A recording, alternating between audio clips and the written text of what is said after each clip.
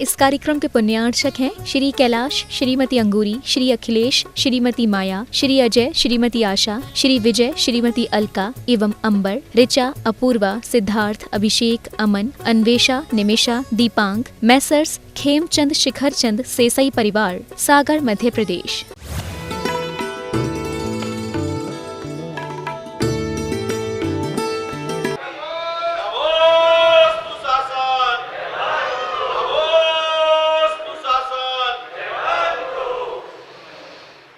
अंतिम निर्देश वर्धमान स्वामी के शासन में हम से विराजते हैं और उनकी यह पावन पीयूष देशना हम सभी के लिए परम उपकारी।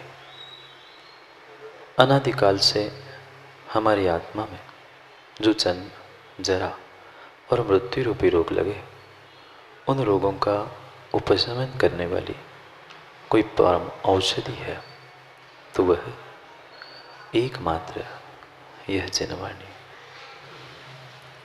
भव्यात्मा, प्रभु और गुरु। प्रभु और गुरु मिलना तो आसान है, पर प्रभु और गुरु को समझना उतना ही कठिन है। क्योंकि आप कहीं भी मंदिर में पहुंच जाना, मां वहां प्रभु मिल जाएगा। कभी भी गुरु के पास पहुंच जाना, आपको गुरु भी मिल जाएगा, पर वह मिलना जितना आसान है उतना ही गुरु और प्रभु को समझना कठिन है। और शायद सभी जीवों के साथ यही होता आया है कि उन्होंने प्रभु को और गुरु को तो प्राप्त कर लिया, पर शायद प्रभु और गुरु को समझ नहीं पाए। थोड़ा सा भी जीव व्यक्ति प्रभु और गुरु को समझ लेता तो शायद इस पंचम काल में नहीं आना होता। हमने चंद दिनों में वही सीखने का प्रयास किया कि जो आज तक हम उस प्रभु के दर्शन करने से मेरे भीतर कितना सम्यक दर्शन मैंने प्राप्त किया। क्या वास्तव में निर्मल जी सम्यक दर्शन प्राप्त हुआ? पता नहीं है। पता इसलिए नहीं है क्योंकि हमने प्रभु और गुरु को समझा नहीं है, और प्रभु और गुरु को वही समझ सकता है जो अपने आप को समझा है। बहुत अच्छे से समझना। हम प्रभु के, गुरु के पास कई बार पहुंचे, कई बार उनके गुणगान भी हमने गा लिए, सब कुछ हमने कर लिया, पर प्रभु कौन, कैसा, गुरु कौन, कैसा, उसके विषय में हम आज तक सम्यक निर्णय नहीं कर पाए। क्योंकि मेरे ही भीतर एक प्रभु और गुरु बैठा था, वो मुझे अपने आप को समझने नहीं दे रहा था और प्रभु और गुरु को भी समझने नहीं दे रहा था। कौन सा गुरु? कौन सा गुरु जो 2 दिन पहले किसी ने छोड़ा था, याद है ना? वही गुरु जो गुरु से मिलने नहीं दे रहा था, वह अहंकार गुरु हमें गुरु और प्रभु को समझने नहीं दे रहा। अपने भीतर बैठे हुए भी प्रभु को, अपने भीतर बैठे हुए भी उस भगवान को हम नहीं समझ पा रहे हैं। क्यों? क्योंकि हम अपने भीतर के उस गुरूर को, अहंकार को जीत नहीं पा रहे। सोच विचार करना है कि जो हमने ये दर्शन की विधि समझी और प्रभु के पास पहुंचकर प्रभु के, गुरु के दर्शन भी करना हमने प्रारंभ किया, पर जो ये दर्शन के उपरांत, क्योंकि ये मात्र मंदिर की नहीं, अपितु राजभाई समोशरण की व्यवस्था चल रही है। मंदिर को समोशरण नहीं कहते आप लोग, मंदिर भी एक समोशरण का ही रूप है। समोशरण में पहुंचकर भव्य जीव सबसे पहले भगवान की स्तुति, वंदना, परिक्रमा, दर्शन, भक्ति सब कुछ करता है।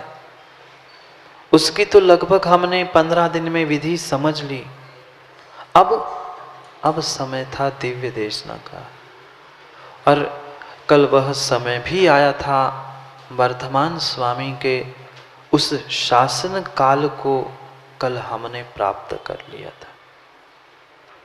पहली बार भगवान की वह दिव्य देशना गिरी, और उस दिव्य देशना में जो 7 तत्वों का, 9 पदार्थों का और सत्य का व्याख्यान हुआ, वही सच्चा धर्म था। वही सच्चा धर्म था। पर फिर भी उस समझाने के लिए आचार्य भगवंतों ने, गणधर भगवानों ने और हमारे तीर्थंकर भगवानों ने सबके लिए अपनी अपनी पसंद का धर्म बता दिया। मैं धर्म कह रहा हूं निर्मल जी, संप्रदाय नहीं। संप्रदाय धर्म हो ही नहीं सकता।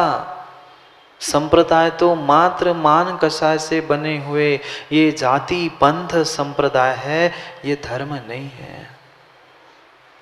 मानवता धर्म था, अहिंसा धर्म था, दया करुणा धर्म था। उस धर्म को ही प्राप्त करने के लिए अनेक प्रकार से व्याख्यायित करते हुए आचार्य भगवंत श्रावकों के लिए कुछ अन्य धर्म बताने लगे और श्रमणों के लिए कुछ अन्य धर्म बताया।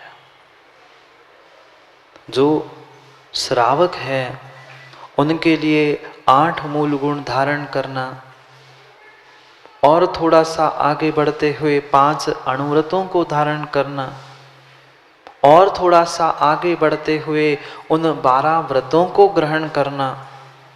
ऐसे अनेक प्रकार के धर्म की व्याख्या भगवान के उस दिव्य देशना में करी। जहाँ श्रावकों के लिए धर्म का व्याख्यान किया, वहीं पर श्रमणों के लिए यानी साधुओं के लिए भी उनके चारित्र रूप धर्म का व्याख्यान किया। 5 समिति, 5 महाव्रत, 3 गुप्ती, आवश्यक आदि रूप से उन्होंने उनके लिए भी धर्म का व्याख्यान किया। उन श्रमणों से ही, जो मुनियों से ही ये वर्तमान की श्रुत परंपरा जीवंत और जयवंत है। ऐसे उस श्रुत परंपरा को, उस नमोस्तु शासन को आगे बढ़ाने वाले वे आचार्य भगवंत, निर्ग्रंथ मुनिराज, धरती के देवता, जिन्होंने स्वयं के हित के लिए चारित्र तो प्राप्त कर लिया, पर अपने उस बेशकीमती समय में से भी मात्र सभी भव्य श्रावकों का भी कल्याण हो, इसलिए धर्मोपदेश प्रदान किया। क्या जरूरत थी मां? अपने लिए रोटी बनाते और खा के बैठ जाते, ऐसा करते हो? नहीं महाराज जी, पहले घर वालों के लिए बनाते हैं, खिलाते हैं, उसके बाद स्वयं खाती है माँ। एक माँ भी इतनी समझदार है, पहले घर परिवार सबके लिए सब भोजन व्यवस्थित करती है, और बचा तो रोटी तो फिर भी बच जाती है। माँ कुछ मिठाई बनाई, पहले सबको भरपेट खिलाती है और फिर बची तो स्वयं खा लेती है। इससे भी कई अनंत उपकार उन आचार्य भगवंतों के और निर्ग्रंथ मुनिराजों के हैं, जिन्होंने अपने कल्याण के उस शुद्धोपयोग से समय निकालते हुए हम सभी को समय दिया है। अगर पूर्वाचार्य नहीं होते तो गणधर ने बखान किया हुआ आज तक हमारे पास नहीं पहुंचता। उन आचार परंपराओं में महान आचार्य हुए शिवकोटि महाराज, जिन्होंने उस समाधि संलेखना की भूमिका बताते हुए उस भगवती आराधना ग्रंथ का लेखन किया। भले ही उन्होंने उस मनुष्य पर्याय के अंतिम चरम की सेवा, अंतिम समय की व्याख्या करते हुए समाधि संलेखना की व्याख्या की, पर उन्होंने रत्नमाला नाम के ग्रंथ में भी श्रावकों के लिए उचित कार्य बताए। क्योंकि शायद बचपन से ही आप सभी लोग सुनते आ रहे होंगे सैलू भाई कि पानी छान के पीना चाहिए। सुना आप लोगों ने? करते हो कि नहीं पूछ रहा हूं, क्योंकि वो तो पता है उत्तर क्या मिलने वाला है। सुना तो है। पानी का प्रयोग छान के करना चाहिए, प्रतिदिन देव दर्शन करना चाहिए, श्रावक के लिए दान, पूजा, स्वाध्याय, तप आदि उन आवश्यकों को धारण करना चाहिए। ये सुना तो सब कुछ है हमने, पर उसकी विधि को आज तक नहीं समझा। बहुत स्थूल रूप से उस श्रावकाचार का व्याख्यान आचार्य भगवंत इस रत्नमाला ग्रंथ में करने वाले हैं। रत्न और माला, कौन से रत्न मां? शराब जी के यहां मिलने वाले। कहां गए शराब जी? शराब जी के यहां मिलने वाले रत्नों की व्याख्या नहीं है। वो तो रत्नमाला जड़ पुद्गल टुकड़े फेंकने से कहीं भी मिल जाएगी, पर उन रत्नों की माला पिरोकर आचार्य भगवंत बताने वाले हैं कि जिन रत्नों से मेरा जीवन रत्नत्रय में हो सकता है। अभी रत्नत्रय दूर है, रत्नत्रय कभी मुनिराज ग्रहण नहीं करते, समझना। सुमन पंडित जी, निर्मल जी, गलत लग सकता है, रत्नत्रय मुनिराज धारण नहीं करते। सब सोच रहे होंगे महाराज जी फिर मुनिराज कैसे? मुनिराज रत्नत्रय धारण नहीं करते, श्रावक रत्नत्रय धारण करता है, फिर मुनिराज बनता है। शुरू शुरू में बातें कक्का समझ में नहीं आती हमारी, पर सब फिर लाइन पे आ जाते हैं। श्रावक रत्नत्रय धारण करता है, मुनिराज बनता है। मुनिराज रत्नत्रय धारण करने नहीं जाते, उन्होंने तो कर लिया। वे तो रत्नत्रय धारण करने से ही मुनिराज हुए थे, रत्नत्रय धारी ही है। इसलिए उन श्रावकों के लिए रत्नों की माला दे रहे हैं। अभी माला मिल गई नीलेश भाई, मोती की, सम्मान की।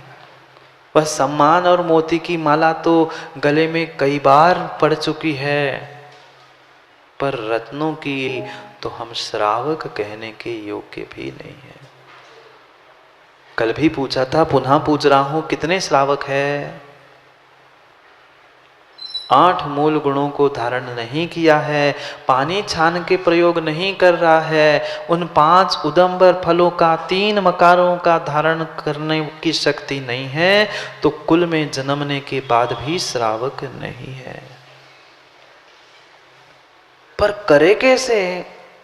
उन क्रियाओं को करने के लिए उन क्रियाओं के विषय में ज्ञान भी तो हो।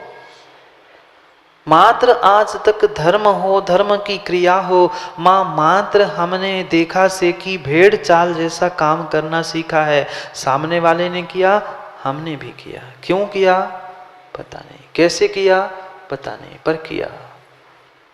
आनंद आने वाला नहीं है, आनंद आने वाला नहीं है। निर्मल जी आप भी गाते हो, ये नीलेश भी गाते हैं, बहुत सारे जीव गाते हैं, पर जब गाने को खड़े होते हो या बैठते हो नीलेश भाई, सही सही बताओगे, आनंद आता है? गाना गाते समय कभी कभी आनंद आता है। मैं कभी कभी इसलिए पूछ रहा हूं क्योंकि आनंद प्रत्येक गाने में नहीं आता। सही कह रहा हूं? प्रत्येक गाने में आनंद नहीं आता। क्यों? क्योंकि प्रत्येक गाने के पीछे का जो चाहे तर्ज कह दो, शब्द कह दो, उसका जब तक अर्थ और भाव नहीं पकड़ में आता, तब तक गाने गाने का आनंद नहीं आता। ऐसे ही निर्मल जी सदियों से तुम पुनः गृहस्थी के, श्रावक के, धर्म के सभी क्रियाओं को दोहरा रहे हो। जैसे भजन दोहराते हो ना, वैसे दोहरा दिया, पर जब तक उसके पीछे के कारण, उसके पीछे के भाव पकड़ में नहीं आएंगे, तब तक क्रिया करने में भी आनंद नहीं आएगा। जैसे तुम्हें गाने में आनंद हमेशा नहीं आता।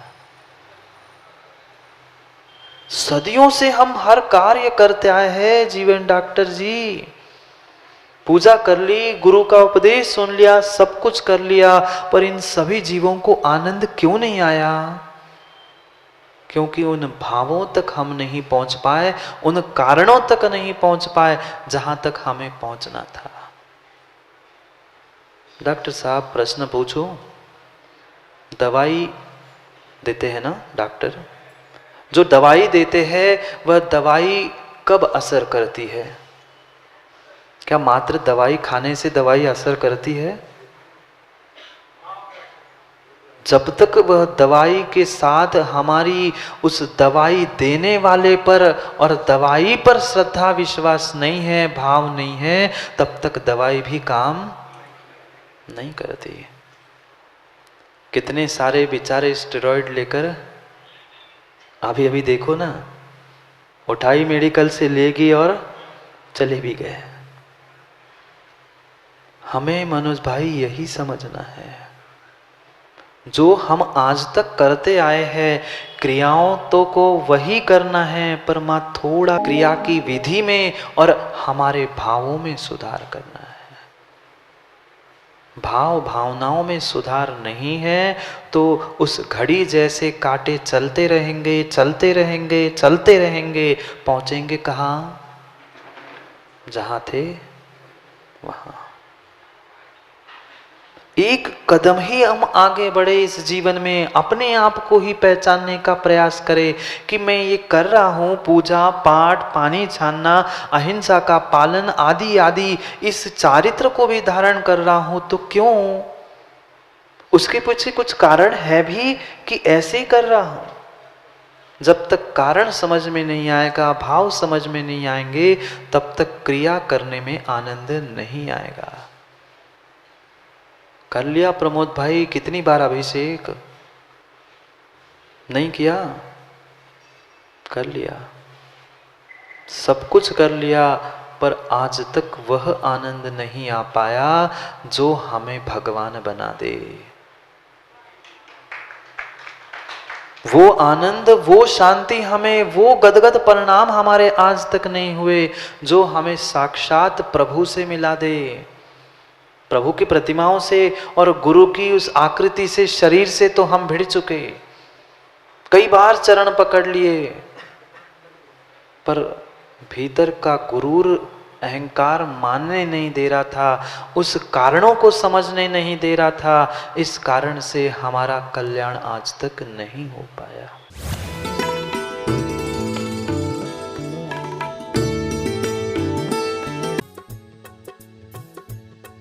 इस कार्यक्रम के पुण्यार्चक थे श्री कैलाश, श्रीमती अंगूरी, श्री अखिलेश, श्रीमती माया, श्री अजय, श्रीमती आशा, श्री विजय, श्रीमती अलका एवं अंबर, ऋचा, अपूर्वा, सिद्धार्थ, अभिषेक, अमन, अन्वेषा, निमिषा, दीपांग, मैसर्स खेमचंद शिखरचंद सेसई परिवार, सागर, मध्य प्रदेश।